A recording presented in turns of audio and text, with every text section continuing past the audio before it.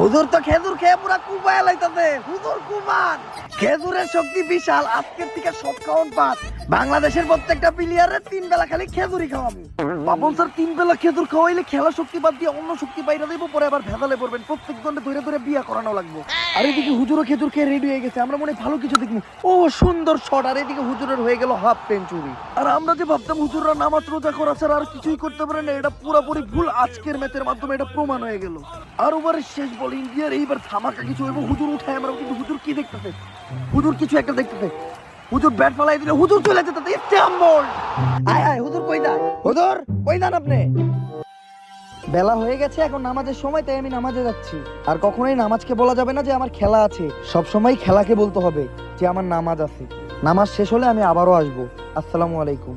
অবশ্য হুজুরের কথা ঠিকই আছে, হুজুর ভুল কিছু বলে নাই, কারণ নামাজটা সবার আগে। আর পাপন স্যার এটা বুঝতে পারতে আরেকটা ব্যাটসম্যান নামাইতে, কিন্তু আউট, আবারও আউট।